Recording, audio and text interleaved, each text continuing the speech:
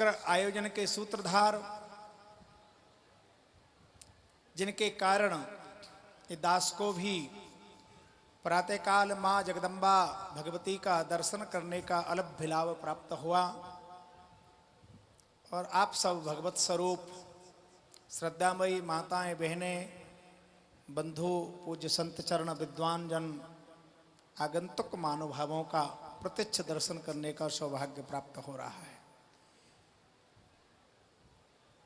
आप सभी 25वां महोत्सव, रजत महोत्सव के इस पावन अवसर पर पूज्य अनंत श्री भूषित प्रातः स्मरणीय पूज्यपाद ललिता अम्बा पीठाधीश्वर पूज्य श्री आचार्य जयराम दास जी महाराज के पावन निमंत्रण पर यहाँ पर पधारे हैं।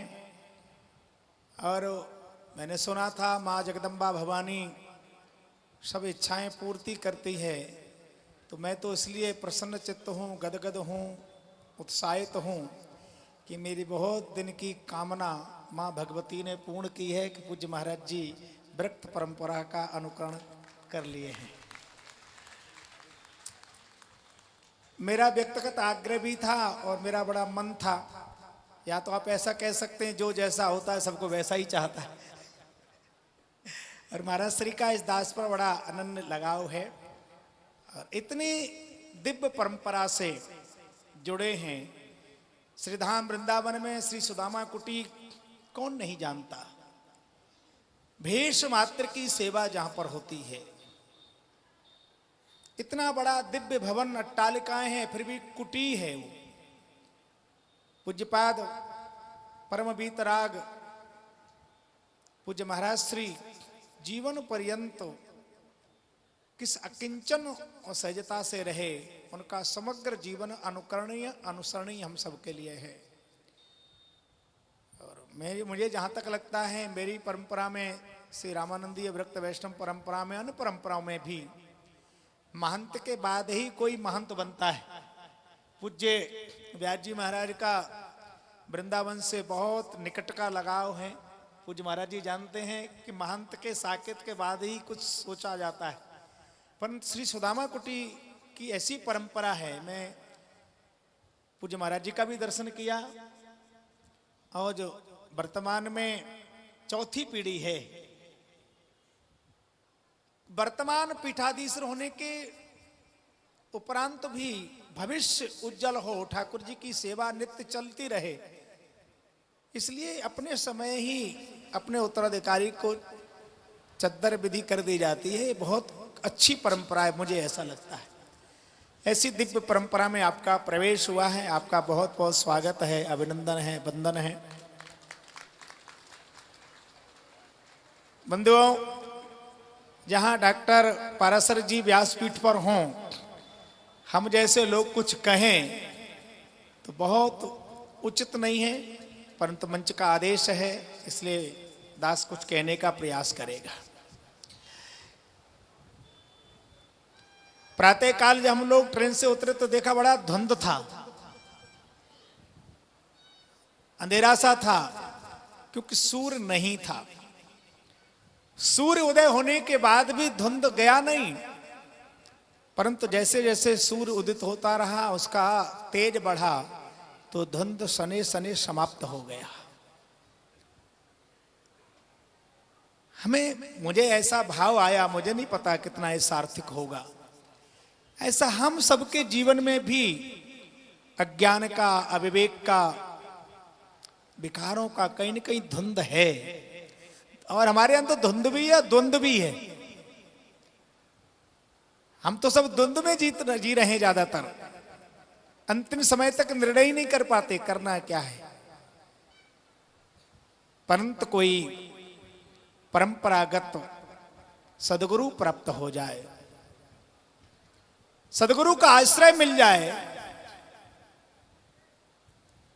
और उनका ज्ञान रूपी सूर्य हम सबके हृदय तम को समाप्त कर सके, तो निसंदेह हमारे जीवन का धुंध भी समाप्त हो सकता है और द्वंद्व भी समाप्त हो सकता है। क्योंकि गुरु बिन होय के ज्ञान, ज्ञान क होय विराग बिन, गावहि वेद पुराण, भवक तरी हरि भजन बिन। हम लोग तो रामचरितमानस का आश्रय लेके थोड़ा सा दो चार चौपाई गा लेते हैं, और मानस का तो प्रथम पंक्ति ही गुरु परंपरा को समर्पित है। बाबा जी ने प्रथम पंक्ति जब लिखी, चौपाई जब लिखी गई, तो श्लोकों के द्वारा, सोरठा छंद के द्वारा, दोहे के द्वारा देवताओं का वंदन किया, भगवान का वंदन किया। परंतु जब चौपाई का नंबर आया तो बाबा जी ने प्रथम पंक्ति सदगुरु के चरणों में समर्पित की। बंदहु गोरो पद पदमु परागा, सुरचि सुभासो सरिष अनुरागा, अमिय मोरे माई चूरन चारू। चारों अवस्था, बचपन हो चाहे पचपन हो, बाल अवस्था है तब भी सदगुरु के आश्रय की आवश्यकता है, युवा अवस्था है तो बहुत अत्याधिक आवश्यकता है, और वृद्धपन में तो घर के लोग भी कहते हैं अभी खटर पटर बंद कर दो, भजन करो। हर अवस्था में जीवन की व्यवस्था को ठीक रखना है, तो मुझे लगता है हर व्यवस्था में सदगुरु का आश्रय बहुत जरूरी है, बहुत आवश्यक है। क्योंकि गुरु बिन भवनिधि तरहिन कोहि, जो विरंच शंकर सम होई। तो गुरु का आश्रय जब मिल जाएगा तो हमारे जीवन का यज्ञ पूर्णता को प्राप्त हो जाएगा। नहीं तो जीवन में कितना ही सामर्थ्य हो, कितना तप हो, त्याग हो, धन हो, बल हो, जीवन का यज्ञ पूर्णता को प्राप्त नहीं हो सकता। मेरे ऋषि विश्वामित्र का यज्ञ पूर्ण नहीं हुआ, महाराज दक्ष का यज्ञ पूर्ण नहीं हुआ, और केवल धन से यज्ञ पूर्ण होता तो रावण और कुंभकर्ण मेघनाथ का भी यज्ञ पूर्ण नहीं होगा। जीवन का यज्ञ पूर्ण तभी होगा जब शरणागति हो जाएगी, सरलता आ जाएगी, जीवन में सहजता आ जाएगी। विश्वामित्र जी महाराज तप करते हैं, ठीक है, परंतु जब तक दशरथ जी के दरवाजे नहीं गए मांगने, अनुज समेत देहु रघुनाथा, परमात्मा जीवन में जब तक पदार्पण नहीं करते हैं तब तक हमारे जीवन में पूर्णता प्राप्त नहीं होती है। और मुझे लगता है पूज्यवर आचार्य श्री ने आप सबके जीवन यज्ञ में ज्ञान का, वैराग्य का, सहजता का, सरलता का ये अग्नि प्रकट हो, और जीवन का जो कुछ संग्रह किया है वो सब कुछ परमात्मा को समर्पित हो जाए आहुति के रूप में, तभी पूर्ण आहुति हो पाएगी। क्योंकि हम सब श्रीमद् भागवत जी की पावन कथा का रसोस्वादन कर रहे हैं। मेरे ख्याल से आज चौथा दिन है शायद, और आज कन्हैया पधारने वाले हैं, गोविंद आने वाले हैं, राम जी तो आ चुके हैं, वैसे तो ठाकुर आ ही चुके हैं, ठाकुर तो कोई है गए ही नहीं। परमात्मा से निकट हमारे जीवन में कोई है नहीं, हो भी नहीं सकता। तो गोविंद पधारने वाले हैं, और आप सब कथा में सुना है आने से पहले देवकी और वसुदेव को कितना कष्ट सहन करना पड़ा। कष्ट देने वाले कोई दूसरे लोग नहीं थे, अपने ही लोग थे, अपने संबंधी लोग थे, पर कष्ट सहन करना पड़ा। पर अधीर नहीं हुए तो ठाकुर के लिए कहीं जाना नहीं पड़ा, जहां थे वही आ गए।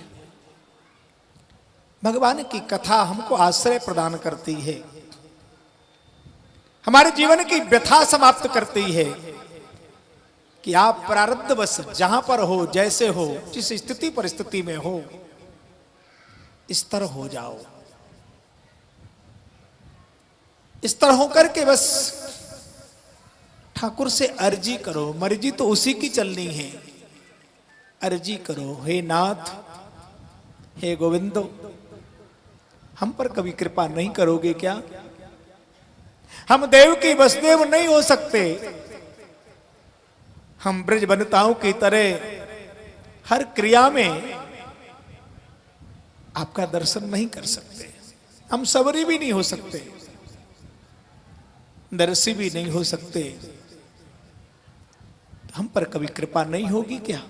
मैंने ऐसा सुना है संतों से, आप कहीं भी अपने घर में, मंदिर में, कहीं भी बैठ करके अपने जीवन में अपने से बात करते करते जब आपको अपनी कहीं न कहीं लघुता, न्यूनता, या यूं कहें सामान्य रूप से अपनी कमी दिखाई देने लगे, अच्छा हमारे में विकार है, बुराई है, इसलिए आप दर्शन नहीं दे रहे, ठाकुर फिर तो हम कभी दर्शन कर ही नहीं पाएंगे।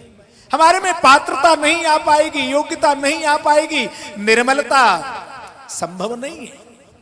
मेरे जीवन की वासना समाप्त हो जाए ये संभव नहीं लगता। फिर भी मैं तेरा हूं ठाकुर, कहां जाऊं? अर्जी हमारी मर्जी तुम्हारी, हे श्याम सुंदर बांके बिहारी। या बैठ करके व्यासपीठ के सम्मुख कथा के साथ चिंतन करते करते जिस दिन आपके दृगबिंद गीले हो जाएं कि ठाकुर हम यशोदा नहीं, देवकी नहीं, फिर भी तेरे दर्शन की इच्छा है, मेरी लालसा है जीवन में ललिता अम्मा के चरणों में बैठ करके कि इस जीवन में एक बार कन्हैया को अपने गोद में बिठा पाऊं, एक बार मेरे को दर्शन तो दे दे। ऐसा चिंतन करते करते दृगबिंद गीले हो जाएंगे तो मुझे ऐसा लगता है कि ठाकुर जहां जैसे हो वहां प्रकट हो जाएगा, क्योंकि वो तो कहीं गया ही नहीं था, कहीं गया नहीं, वो तो आपके अंग संग है।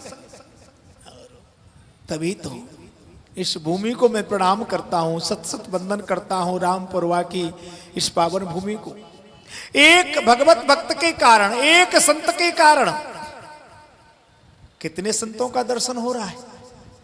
हमारे यहां तो कहा संत दर्शन पातक टरही, एक संत का दर्शन हो जाए आपके जीवन की हलचल समाप्त हो जाती है, आपके जीवन की वासना उपासना में बदल जाती है, आपका काम राम में बदल जाता है और आप गाने लगते हो पायो परम विश्राम। आज इस रामपुरवा की पावन भूमि, वो कुल जिस कुल में वंदनीय आचार्य पूज्य श्री जयराम दास जी महाराज का प्रादुर्भाव हुआ, मेरे बाबा ने कहा सो कुल धन्य उमा सुन जगत पूज्य सुपनीत। राम का पुरवा कोई तीर्थ से कम नहीं है, जहां संत होते हैं, जहां भगवत भक्त होते हैं, आसन मार मोर गुण गावे, तीर्थ सकल तहां चले आवे। आज सभी तीर्थ यहां पर विराजमान हैं, सभी सिद्ध महापुरुष यहां पर विराजमान हैं। इसलिए मैं तो इतना ही प्रार्थना करूंगा ठाकुर से, प्रभु ऐसा रतन, ऐसा सुपुत्र, ऐसा भगवत भक्त प्रत्येक सदग्रस्त के घर में प्रकट हो जाए, बालक के रूप में, बालिका के रूप में। क्योंकि एक व्यक्ति के कारण पूरे क्षेत्र का, पूरे गांव का, पूरे जिले का, पूरे प्रांत का, पूरे देश का नाम उज्जवल हो जाता है। जब कोई व्यक्ति दूसरे गांव में जाकर के कोई प्रतियोगिता जीतता है तो कहा जाता अमुक गांव का है, दूसरे जिले में जाता है तो कहता अमुक जिले का है, परंतु दूसरे देश में जाता है तो गांव जिले का नहीं कहा जाता ये भारत का है। ये भगवान रामकृष्ण की पावन भूमि से पधारा है, भारत से पधारा है, जहां साक्षात परमात्मा क्रीड़ा करता है, जगत का बालक पालक बालक बन के आता है। तो मुझे लगता है रामपुरवा का प्रकाश पूज्य आचार्य श्री ने पूरे भारत में किया है, इसलिए मैं इस पावन भूमि को वंदन करता हूं। और परम आदरणीय डॉक्टर साहब, इतने बड़े बड़े यज्ञ, इतने बड़े कार्यक्रम होते हैं, उनका यहाँ पर आना, किसी विद्वान का आ जाना, ये कोई कम सौभाग्य का विषय नहीं है।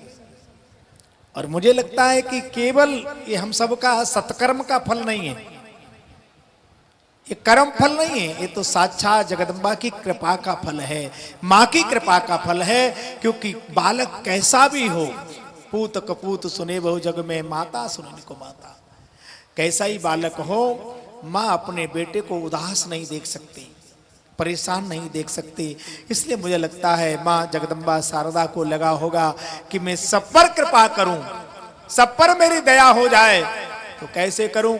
आचार्य श्री को प्रेरणा दी, और इतना बड़ा ये कुंभ जैसा दृश्य यहाँ पर उपस्थित हुआ और आप सब इसके सद्भागी आप यहाँ